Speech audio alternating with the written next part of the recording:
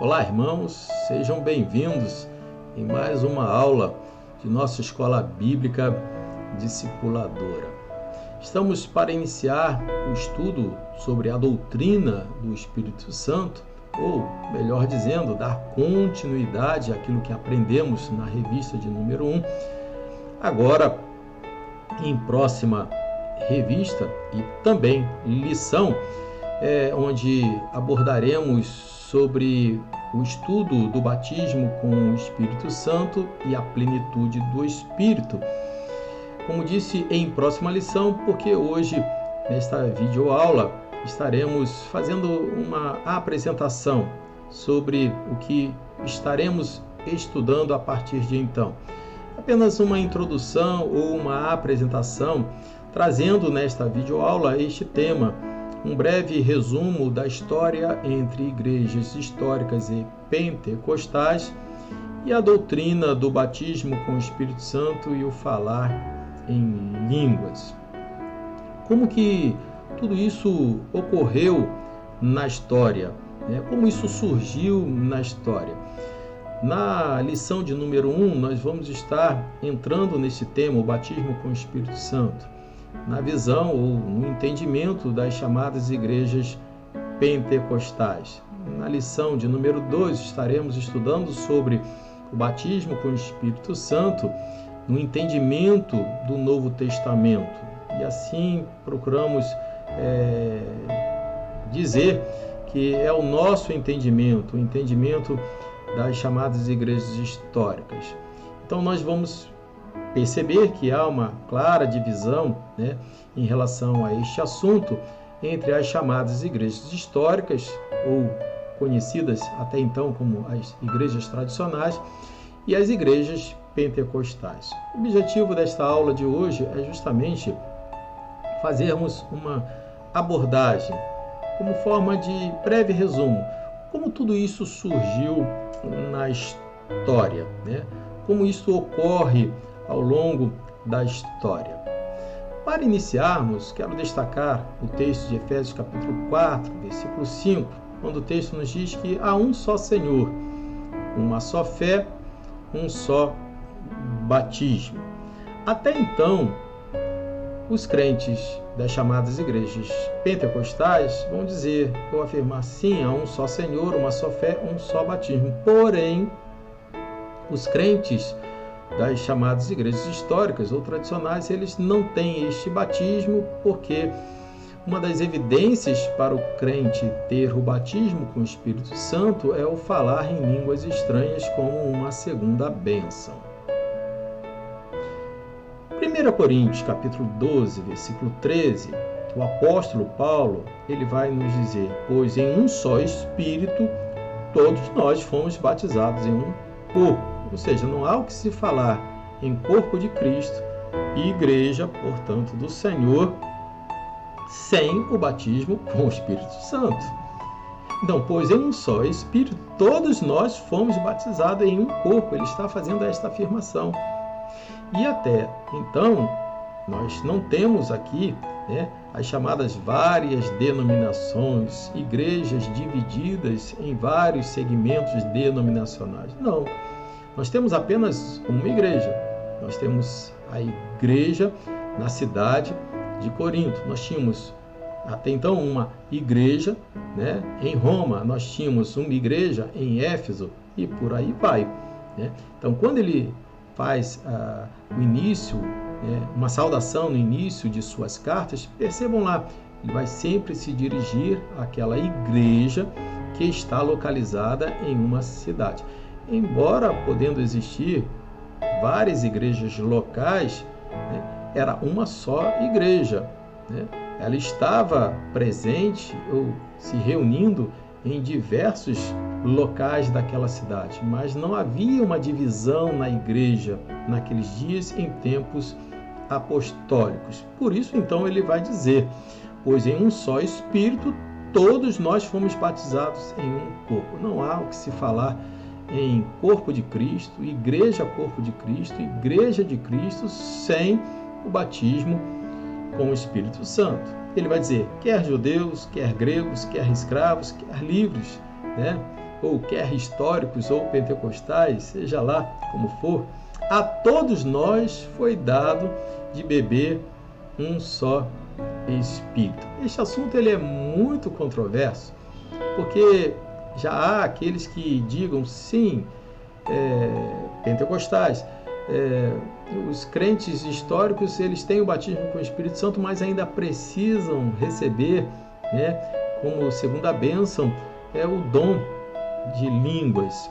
E já há outros segmentos pentecostais que digam, não, foram batizados com o Espírito Santo e não é necessário que todos falem em línguas.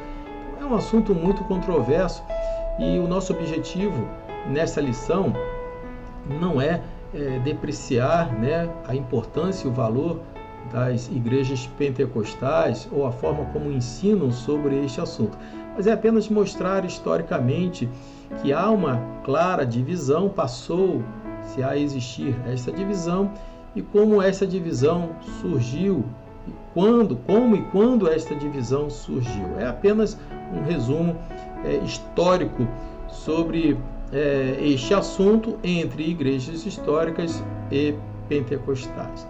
Então, embora o apóstolo Paulo ele afirme, como já dito, mencionei, que sem o batismo com o Espírito Santo não há o que se falar sobre o corpo de Cristo e a unidade da igreja, a primeira carta aos Coríntios se mostra, queridos, muito atual como expressão do realismo do Evangelho, em nossos dias, quando se observa esta clara divisão existente entre igrejas históricas e pentecostais, por conta desta doutrina ou da pneumatologia. O nosso entendimento seria uma pneumatologia deficiente, ou seja, um ensinamento deficiente, não conforme as Escrituras acerca deste tema, o batismo com o Espírito Santo. Mas, apesar do erro coríntio, dos erros que haviam naquela igreja que causavam muitas divisões, apesar do erro coríntio se repetir na história, onde a igreja do Senhor ela passa a se ver dividida em relação à doutrina do Espírito Santo, interessante que mesmo diante de uma história tão dividida em nome daquele que veio para unir, ou seja, o Espírito Santo, não podemos negar a realidade de que o Espírito Santo ele tem agido em nossos dias, seja nas chamadas igrejas históricas, sejam nas chamadas igrejas pentecostais. Falando sobre isso, John Wesley, ele cita que, pois por aquele Espírito que nós recebemos no batismo, somos todos unidos em um só corpo. Acompanha o pensamento do apóstolo Paulo, ou na verdade ele faz esta citação refletindo sobre o texto de 1 Coríntios capítulo 12, versículo 13, quando ele diz, pois por aquele Espírito que nós recebemos no batismo, somos todos unidos em um só corpo. Não há que se falar então em corpo de Cristo e unidade da igreja, segundo Wesley também, John Wesley, sem o batismo com o Espírito Santo. Agora, falando em origens, em seus vestígios, o pentecostalismo, queridos, ele teve seu início na década de 1900. Precisamente em 1901, quando alunos estavam reunidos numa reunião de oração no Bethel Bible College, em Topeka, estado do Kansas, esse instituto dirigido por Charles Parham, nos Estados Unidos. Está aí a foto dele. Okay? Nesta ocasião, 1901, esses alunos eles estavam estudando sobre a obra do Espírito Santo. E uma das alunas, chamada Agnes Osman, está aí a foto dela também, já com certa idade, é claro, ela pediu aos seus colegas que pudessem impor as mãos sobre ela para que ela recebesse o Espírito Santo.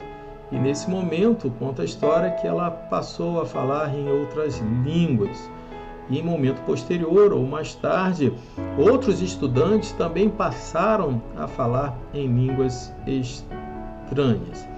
Charles Parham, o mesmo que abriu o primeiro instituto em 1901, ele agora abre uma outra escola em 1905, em Houston, no Texas. E é justamente nessa escola que Charles Parham abriu em 1905, na cidade de Houston, Texas, que William Seymour, um aluno negro, eu destaco aqui essa questão, um aluno negro.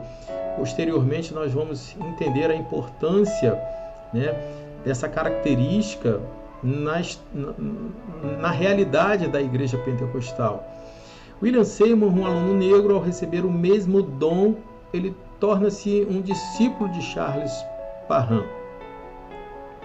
Passado algum tempo, William Seymour foi pregar em Los Angeles num sermão baseado em Atos capítulo 2, versículo 4. Eles ficaram, quando o texto diz que todos os discípulos, os apóstolos ficaram cheios do Espírito Santo e passaram a falar em outras línguas conforme o Espírito concedia que eles falassem. Pregando sobre esse versículo, né, ele passou a declarar naquele sermão que, além da justificação e a santificação que o crente recebe no momento da salvação, no momento em que ele recebe o Espírito Santo, haveria uma outra bênção a ser concedida aos crentes, a saber, o batismo com o Espírito Santo. Certamente isso trouxe muita confusão e debate nas igrejas protestantes da época. William Seymour, ele era pastor numa igreja de Deus, uma denominação chamada Igreja de Deus. Ele, sendo expulso da sua igreja pelo desgaste que é essa doutrina acerca do batismo com o Espírito Santo e a evidência do falar em línguas estranhas, como sendo batizado no Espírito Santo, sendo esta uma segunda bênção, o desgaste que isso causou na igreja fez com que ele fosse excluído, expulso da sua denominação e mais tarde tornar-se líder de uma missão na rua Azusa 312, em Los Angeles, Estados Unidos, no ano de 1906. Quando eu disse que William Seymour, um aluno negro, falei isso ser significativo para nós, percebam que William Seymour está na rua Azusa, em Los Angeles, num bairro de pessoas negras, né? Ou seja, afrodescendentes, com toda uma cultura afrodescendente. Negros que em sua constituição humana trazem muito do misticismo, né, do seu continente, as suas experiências místicas e o carisma, né, muito presente nos cultos afrodescendentes, né? O povo afrodescendente ele tem características marcantes, né, muito distintas da cultura europeia, cujas as igrejas históricas, né, foram formadas ou tinham muito presente em seus cultos, toda aquela liturgia, aquele culto mais calmo, né? Os pentecostais dizem um culto mais frio ou um culto frio, e o culto pentecostal um culto de fogo, né? Isso tem a ver com as características das pessoas dessas igrejas. É comum você estar em uma igreja nos Estados Unidos de origem afrodescendente, ou seja, de membros, né, de origem desses países africanos, onde você percebe que, embora sendo uma igreja histórica, uma igreja tradicional, são igrejas que têm essas características marcantes, igrejas muito carismáticas, alegres, vibrantes, né? Isso pode ser, por vezes, confundido com manifestação ou a manifestação do Espírito Santo, né? Como sendo igrejas frias ou igrejas quentes. Não. Mas essa característica dele ser um homem negro se torna relevante no sentido de que, quando ele funda a missão na rua Azusa 312, no ano de 1906, esta igreja, esta comunidade, esta missão na rua Azusa, ela é uma igreja de pessoas afrodescendentes, com todas essas características marcantes da cultura afro.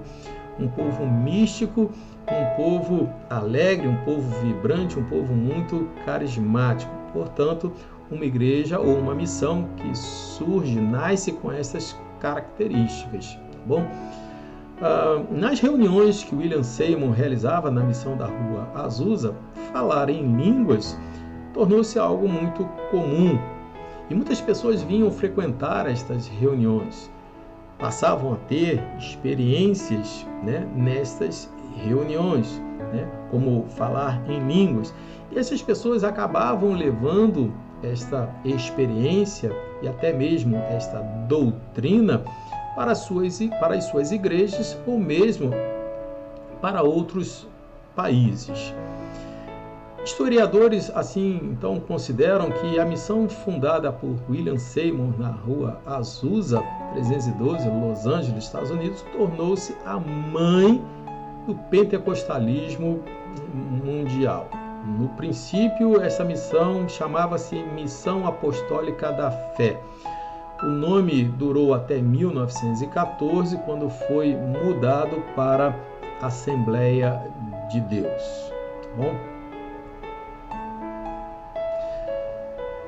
Se lembra que eu disse que muitos pregadores, aspirantes a pregadores, pastores, líderes e cristãos vinham à missão da rua Azusa, onde William Seymour era o pastor, o dirigente, o líder, e buscavam ter experiências com esta doutrina ensinada naquela localidade ou naquela missão, e eles voltavam para as suas igrejas de origem e até mesmo levavam essa experiência para outros países. Se lembra que eu falei sobre isso? Então, muitos líderes e pregadores iam ter esse contato com William Seymour para receber o dom de línguas, e foi assim que Gunnar Wingren está aí.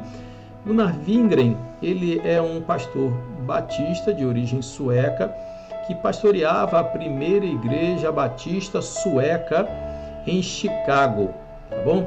Ele, e Daniel Berger, um outro pastor batista, também sueco, muito amigo de Gunnar Wingren, ambos, tendo este contato com William Seymour, e foram à missão da rua Azusa para conhecer essa doutrina. Ao receberem essa doutrina e também a experiência do falar em línguas, eles passaram a ensinar esta doutrina em suas igrejas, e foi assim que eles foram excluídos da comunhão batista nos Estados Unidos. Depois de receber os dons de William Seymour, eles recebem esses dons e eles não apenas levam esta doutrina para as suas igrejas, de onde são excluídos, mas eles saem dos Estados Unidos e vêm para o Brasil, chegando em Belém do Pará no dia 19 de novembro de 1910. Eles vêm para o Brasil. Chegando em Belém do Pará, os pastores Gunnar Wingren e Daniel Berger, eles se apresentam ao missionário Eurico Nelson, um missionário, um pastor batista no Amazonas. Embora estando excluídos da comunhão batista nos Estados Unidos, Gunnar Wingren e Daniel Berger, eles se identificam como pastores batistas, e eles se oferecem para ajudar Eurico Nelson naquele trabalho, e naquela igreja, então, Eurico Nelson ele dá hospedagem para esses pastores. Eurico Nelson deixou-os morar no porão da igreja, fazendo do porão daquela igreja batista em Belém do Pará a sua casa. Logo depois, queridos, dessa chegada desses pastores Gunnar Wingren e Daniel Berger, e terem sido eles recepcionados e alojados no porão daquela igreja, o missionário Eurico Nelson ele precisou viajar para o sul do país. Então percebam, eles estão no norte, o pastor Eurico Nelson viaja para o sul, e nós estamos falando em 1910, numa época em que ele certamente não viaja de avião, ele faz uma viagem que demora muito tempo, um certo tempo. E foi nesse tempo em que esta viagem do missionário Eurico Nelson demora, que essa viagem dá oportunidade para que esses dois ex-pastores batistas recém-chegados pedissem ingresso naquela igreja, mesmo na ausência do pastor, declarando-se membros de uma igreja batista nos Estados Unidos. Gunnar Wingren, ele declara então a sua condição de pastor, e a igreja em Belém do Pará recebe ele, também Gunnar Wingren, com muita alegria, embora naquela igreja ninguém soubesse falar o inglês, e nem Gunnar Wingren e Daniel Berg soubessem falar o português. Tá bom? Então, ambos, né, na ausência do pastor titular da igreja, que viajara para o sul de navio, e levaria meses para voltar, né, eles, sendo recebidos pela igreja, começam a fazer cultos no porão, né? Cultos no porão da igreja. Nesse tempo, queridos, apenas alguns membros, né, eles eram convidados para estas reuniões secretas no porão da igreja, após o término dos cultos regulares da igreja. Nessas reuniões se ouvia falar em estranhas línguas e estranhos ruídos que aconteciam. Alguns membros da igreja começaram a seguir Gunnar Wingren e Daniel Berger, as ideias desses falsos irmãos. Aumentando o número de seguidores ou adeptos de Gunnar Wingren e Daniel Berger naquelas reuniões secretas, isso cresceu, isso tomou uma proporção de tal forma que chegou ao ponto de haver manifestações pentecostais em uma reunião de oração da igreja. Foi nesse momento que o evangelista Raimundo Nobre, que sabia falar inclusive inglês, convocou, com o apoio da maioria dos diáconos, uma assembleia extraordinária para excluir Gunnar Wingren e Daniel Berger, bem como os seus seguidores, os seus adeptos, e estes foram excluídos da igreja. Quando eu digo adeptos, adeptos daquela nova doutrina que ensinava acerca do batismo com o Espírito Santo e o falar em línguas como evidência de uma segunda bênção. Ao todo, conta-se que 13 pessoas foram excluídas, membros foram excluídos naquela igreja, que contava com cerca de 170 membros. Relatos de Gunnar Wingren em seu diário afirma que, por onde íamos, buscávamos nas igrejas e nas casas dos batistas infundirem um novo batismo. Então, o movimento pentecostal, a igreja pentecostal, surge aqui no Brasil, como costuma-se dizer, no porão da Igreja Batista, né?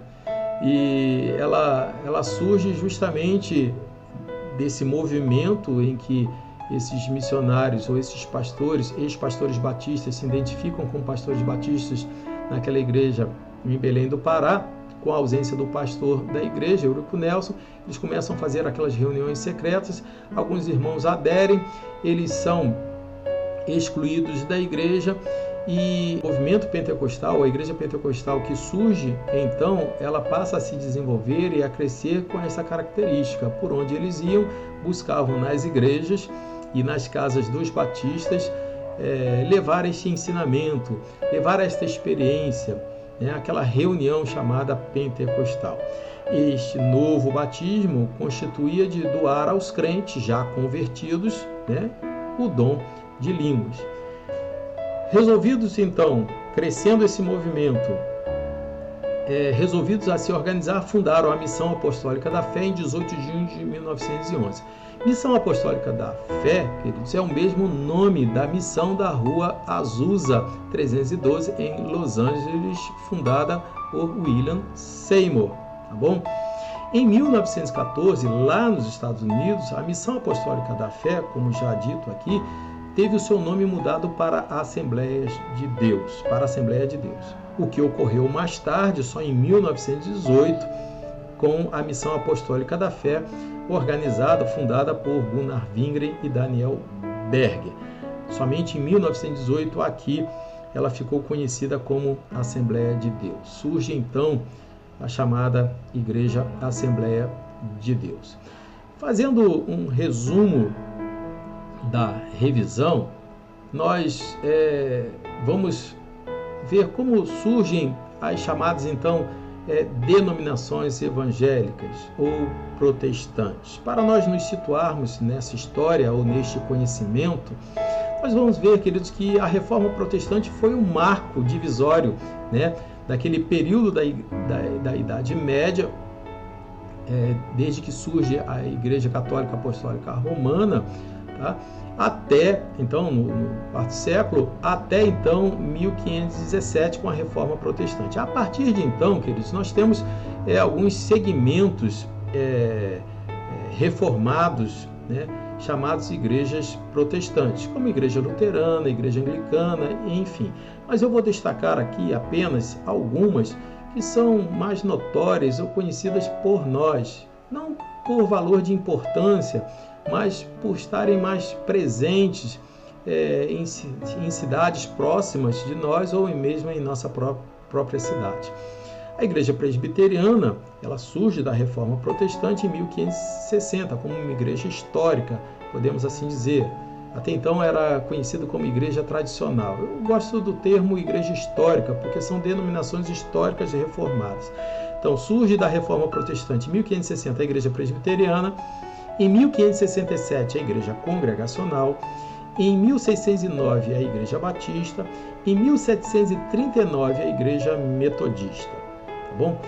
Desse período de 1500, 1600, 1700 até 1900, o que nós vamos ver é a consolidação e a expansão dessas denominações chamadas históricas, né, levando o Evangelho por todo o mundo.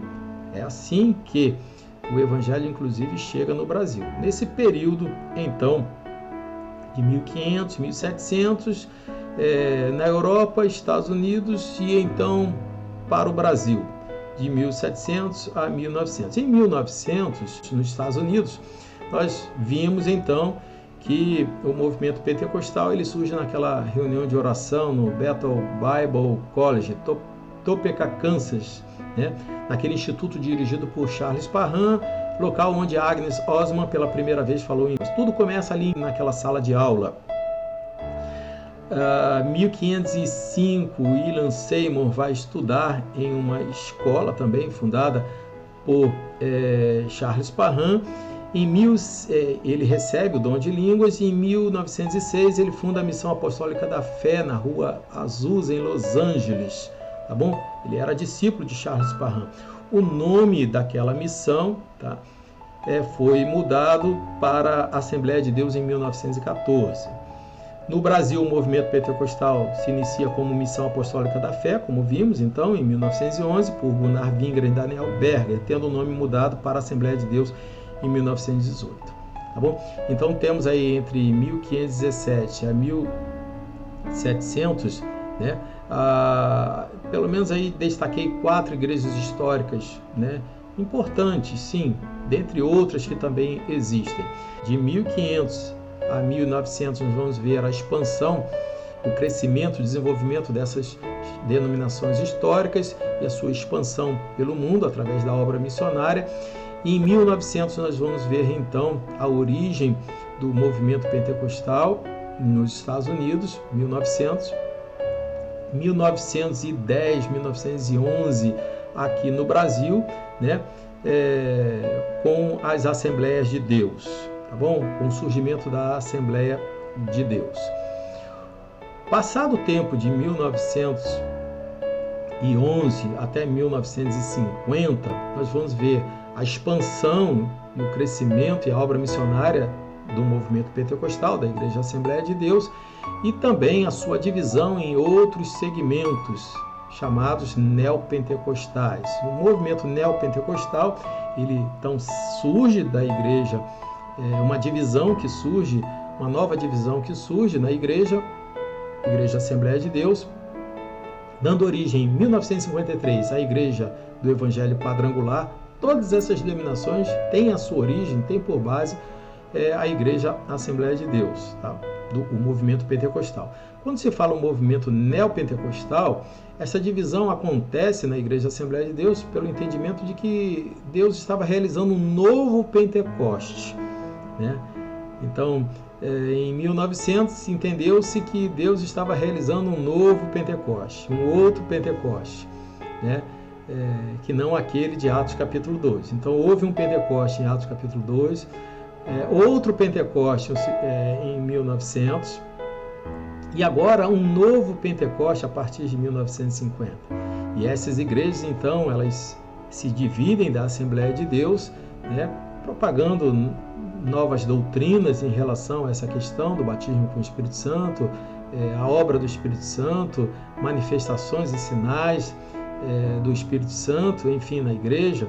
Surge então a Igreja do Evangelho Quadrangular, 1953, Igreja O Brasil para Cristo, em 1956, Igreja Nova Vida, 1960, Igreja Deus é Amor, 1962, mas percebam, todas elas saindo da Assembleia de Deus.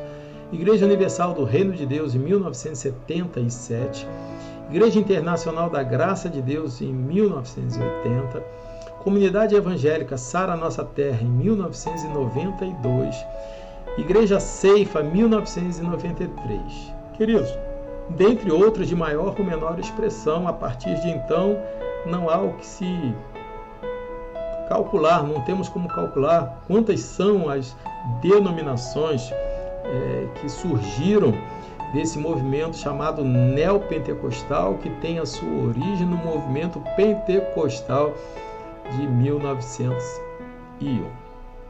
Este é um breve resumo, então, da história entre igrejas históricas e pentecostais, nesse assunto, a doutrina do batismo com o Espírito Santo e o falar em línguas.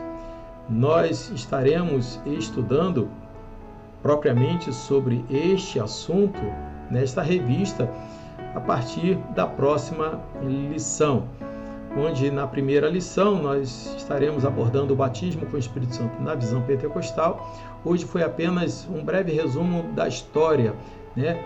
Como surgiu, onde surgiu, quando surgiu, né? Por que surgiu, né? Como isso veio se desdobrando na história em diversos segmentos, denominações evangélicas, como que isso ocorre na história. Nosso objetivo, inclusive, em próximas lições, não é debater, criticar, mas também fazer um apontamento sobre como entendem essas denominações o batismo com o Espírito Santo na visão pentecostal. Essa será a nossa primeira lição em próxima aula que estaremos estudando. Na lição de número 2, estaremos estudando sobre o batismo com o Espírito Santo conforme o Novo Testamento. Com isso não queremos dizer que nós somos bíblicos e os pentecostais não.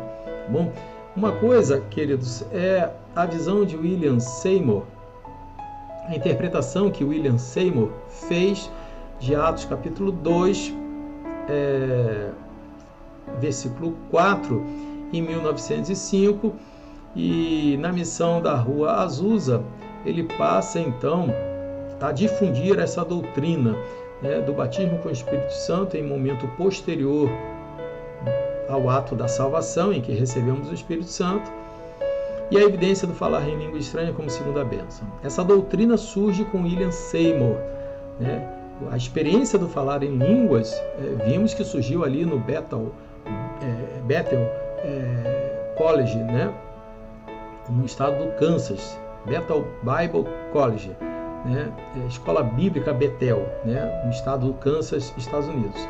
Essa experiência surge ali, em 1901, quando Agnes Osman, uma das alunas, depois daquela aula que falava sobre as obras, operações do Espírito Santo, a obra do Espírito Santo, ela então pede que os alunos, seus colegas de turma, impusessem as mãos sobre ela, e ela passou a falar em outras línguas. Bem, essa experiência surge ali, mas em forma de doutrina, como vimos, em 1905, quando Charles Parham funda em Houston, Texas, uma outra escola, e William Seymour, como aluno negro, tem a oportunidade de estudar lá, ele se torna adepto, né, dos ensinamentos de Charles Parham, e ele leva essa experiência para a missão da Rua Azusa, porque ele foi excluído também da Igreja de Deus, por conta de propagar essa doutrina, ou essa experiência, melhor dizendo. Ele forma essa doutrina em suas pregações, nesta missão, que mais tarde se torna Missão Apostólica da Fé, em 1911. Em 1914 tem um nome alterado para a Assembleia de Deus nos Estados Unidos. Tá bom? Então, nós vamos estar apresentando qual é a visão pentecostal, como William Seymour trabalhou biblicamente essa questão, este assunto. Mas quando nós falamos sobre o batismo com o Espírito Santo conforme o Novo Testamento, não é querer dizer, olha, nós somos igrejas históricas, nós somos bíblicos, os pentecostais não. Não. Entendam que o batismo com o Espírito Santo na visão pentecostal segue a interpretação de William Seymour. O que nós estamos dizendo é que a igreja histórica, ela se mantém na história após a Reforma Protestante com este norte, com esta direção, o Novo Testamento, né? E este ensinamento sobre a doutrina do Espírito Santo e o batismo que ele concede aos crentes no ato da salvação. Tá bom, irmãos? Vamos ver ainda nesta revista o que significa ser cheio do Espírito Santo e, em última lição, termos uma vida cheia do Espírito Santo. Aguardo os irmãos ou você que tem acompanhado essas videoaulas. Espero vocês em próxima lição em nosso canal no YouTube, IBS Online. Deus nos abençoe.